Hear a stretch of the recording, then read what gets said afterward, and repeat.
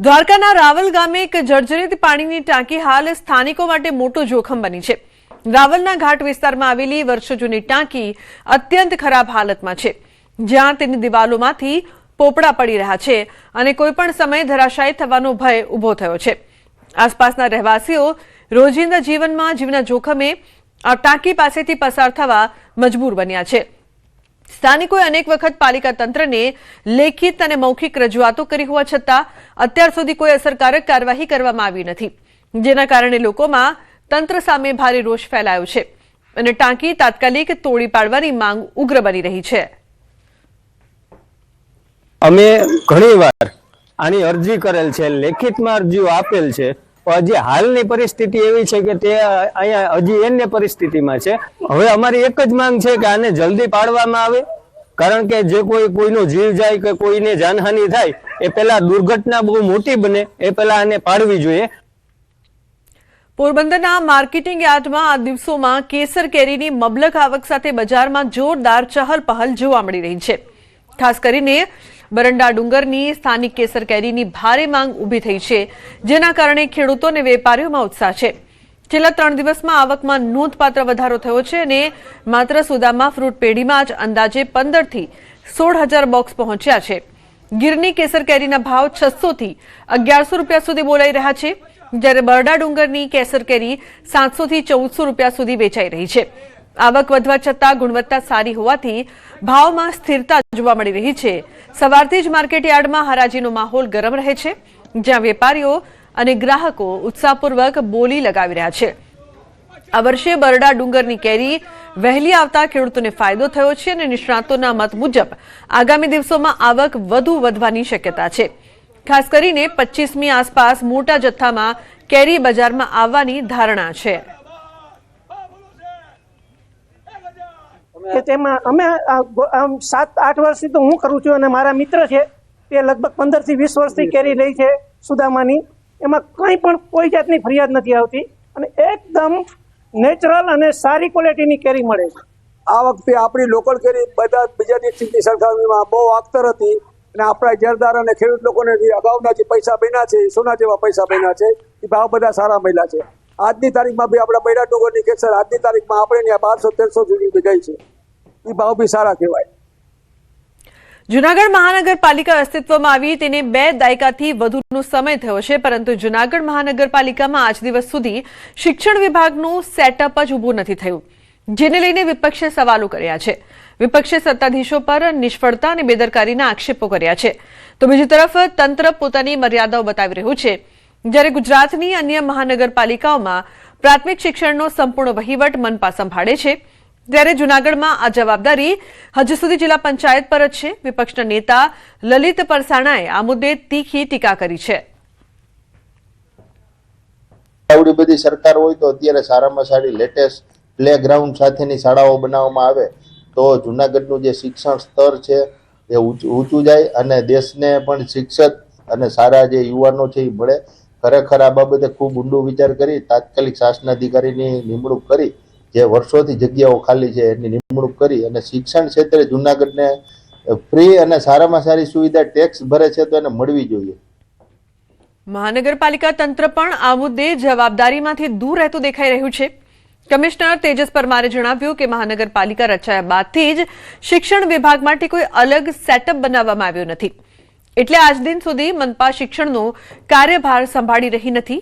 આવનારા સમયમાં દરખાસ્ત આવશે તો નિયમ મુજબ વિચારણા કરવામાં આવશે, પરંતુ હાલ કોઈ પ્રસ્તાવ મુકાયો નથી।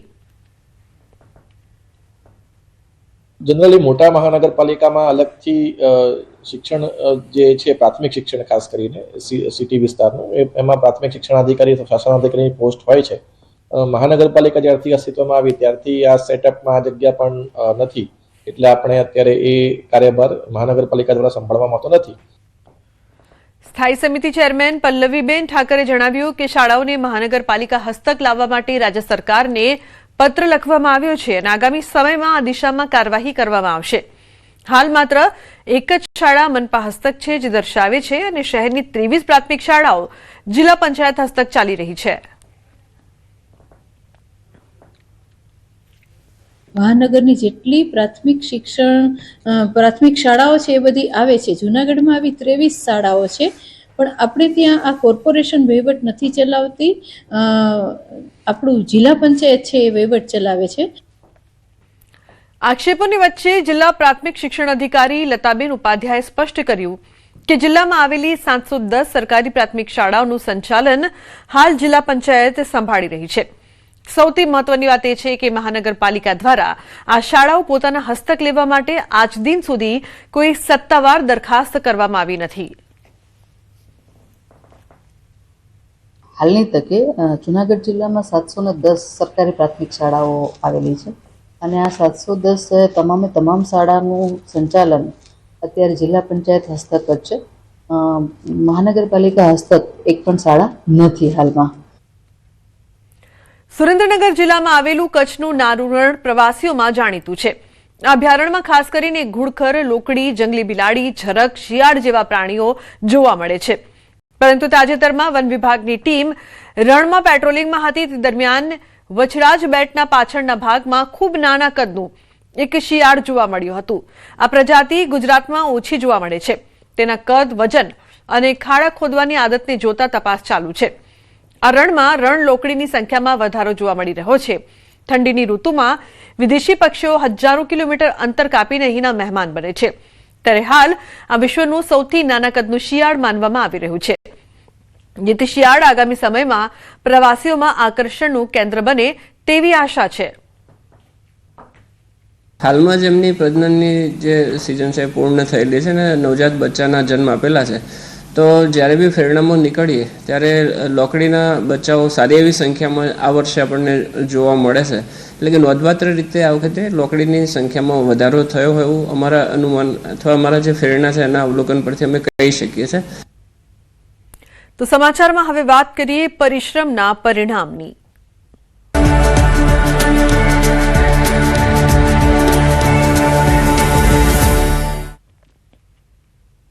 જે ઘરમાં મોભીનો છાંયડો ન હોય એ સંતાન માટે આ દુનિયા કપરી છે. આજે રાજ્યમાં ધોરણ 10ના પરિણામ સામે આવતા જ વિદ્યાર્થીઓમાં ખુશી છવાઈ. આ વચ્ચે વાત અમદાવાદના તૃષ્યંતની કરવી છે, જેને બોર્ડની પરીક્ષામાં A1 ગ્રેડ મેળવ્યો છે. વર્ષ 2019માં પિતાના અવસાન બાદ આખું પરિવાર તૂટી પડ્યું, પરંતુ તેની માતાએ ગાર્મેન્ટ ફેક્ટરીમાં નોકરી કરીને ઘરનું ભારણ સંભાળ્યું. માતાની મહેનત અને ત્યાગ જોઈ તૃષ્યંતે મનમાં એક દ્રઢ સંકલ્પ કર્યો. સાયન્સનો અભ્યાસ કરીને નેવીમાં જોડાઈ દેશની સેવા કરવાનો. તેની આંખોમાં માત્ર દેશપ્રેમ જ નહીં, પરંતુ માતાનું ઘડપણ સુખમય બનાવવાનું પણ મોટું સ્વપ્ન છે. મેં ધોરણ 10માં 91% પ્રાપ્ત કર્યા છે. કેવો સંઘર્ષ રહ્યો છે જીવનમાં? સંઘર્ષ તો ઘણો બધો રહ્યો છે, કારણ કે પપ્પા વગર જિંદગીમાં ઘણી બધી અડચણ આવતી હોય છે. મોસ્ટ ઓફલી આર્થિક રીતેની અડચણ આવતી હોય છે. માતા શું કરે છે? મારી માતા અત્યારે ગાર્મેન્ટ્સમાં જોબમાં જાય છે. આ પરિસ્થિતિમાં તે કઈ રીતે આખી 10માની તૈયારી કરી અને કેટલા પર્સન્ટ? સવારે સ્કૂલ આવી જાય તો બપોરે ઘરે જઈને ટ્યુશન જવું પડતો. હું મોસ્ટ ઓફલી તૈયાર મેં રાત્રિ દરમિયાન જ કરી છે. રાત્રિમાં વાતાવરણ શાંત હોય છે, જેના કારણે આપણું કોન્સન્ટ્રેશન હોય છે, જેનાથી જલ્દી યાદ રહી શકે છે. શું ગોલ છે? ગોલ છે મારો 10માં પછી સાયન્સ લઈને 11-12માં નેવીની એક્ઝામ, NDCની એક્ઝામ આવે, નેવીની એક્ઝામ આપીને દેશની સુરક્ષા કરવાનું છે. મારા માતાનું ઘડપણ સારી રીતે વિતાવવાનું છે. તો રાજકોટમાં આજે ધોરણ 10ના બોર્ડ પરીક્ષાના પરિણામ જાહેર થતાં જ વિદ્યાર્થીઓ અને વાલીઓમાં ઉત્સુકતાનો અંત આવ્યો હતો. આ પરિણામોમાં સૌથી ખાસ વાત તો એ રહી કે ખેડૂતની દીકરીએ 99.99% સાથે બોર્ડમાં પ્રથમ સ્થાન મેળવીને ઇતિહાસ રચ્યો છે. મર્યાદિત સંસાધનો હોવા છતાં તેણીએ કઠોર મહેનત અને સંકલ્પથી આ સિદ્ધિ હાંસલ કરી છે, જે અન્ય વિદ્યાર્થીઓ માટે પ્રેરણારૂપ બની છે. બીજી તરફ શહેરના લાઇટહાઉસ વિસ્તારમાં રહેતા અને ઇલેક્ટ્રિક દુકાન ધરાવતા મધ્યમ વર્ગીય પરિવારમાંથી આવતા એક વિદ્યાર્થીએ પણ બોર્ડના પરિણામમાં બાજી મારી છે. તેની સફળતા પાછળનો રસપ્રદ તથ્ય એ છે કે તેણે આજનું પરિણામ 1 વર્ષ પહેલા જ અંદાજ કરીને લખીને પોતાના રૂમમાં રાખ્યું હતું. આજે પરિણામ જાહેર થતાં તેની આગાહી સાચી સાબિત થઈ છે. બહુ ખુશ છું, કારણ કે મારા મમ્મી ગવર્મેન્ટ ટીચર છે, એટલે એનો ઉપર ફૂલ સપોર્ટ હતો. માતા પિતાએ કઈ મહેનત કરી? માતા પિતાએ તો ખૂબ જ મહેનત કરી હતી, ક્યારેય મને આમ ડિમોટિવેટ નહોતી થવા દીધી. મારા માર્ક્સ ન સારા આવતા તોય પણ મને આમ નિરાશ નહોતી થવા દીધી. ખુશી તો બહુ સારી છે, કેમ કે મેં આખું વર્ષ મહેનત કરી અને આજે સારું પરિણામ આવ્યું છે ટોપ 10 માં. પહેલેથી મેં 99.99 નો ગોલ ધાર્યો હતો અને લખીને રાખ્યો હતો, એટલે મને ઇન્સ્પિરેશન મળે. તો સુરતમાં ધોરણ 10 નું 86.4% પરિણામ જાહેર. સુરતના ડાયમંડ ઉદ્યોગમાં ભલે મંદી હોય પણ ડાયમંડ પરિવારમાંથી આવતા દીકરા દીકરીઓ ડાયમંડની જેમ ચમક્યા. સામાન્ય પરિવારના રત્ન કલાકારના દીકરા દીકરી 98% લાવી સ્કૂલ અને પરિવારના નામ રોશન કર્યા. ડાયમંડ સિટી સુરતમાં ભલે ડાયમંડની ચમક ઝાંકી થઈ ગઈ હોય, પણ ધોરણ 10માં ડાયમંડ પરિવારમાંથી આવતા દીકરા દીકરીઓ મેદાન મારી ગયા છે. કારણ કે કહી શકાય કે A1 ગ્રેડમાં પાસ થયા છે. આપણી સાથે એક વિદ્યાર્થી છે, આપણે પહેલા એની સાથે વાત કરીશું. બેટા, શું નામ આપનું? લક્ષ રાદડિયા. લક્ષ, શું પરિણામ આવ્યું છે? ફાધર શું કરે છે? 94.66% અને 99.2 PR આવ્યા છે અને ફાધર રત્ન કલાકાર છે. મારે 98.66% આવ્યા છે અને મારા પિતા એક રત્ન કલાકાર છે.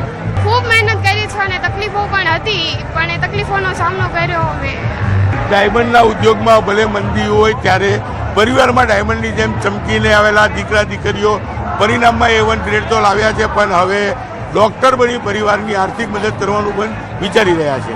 કેમેરામેન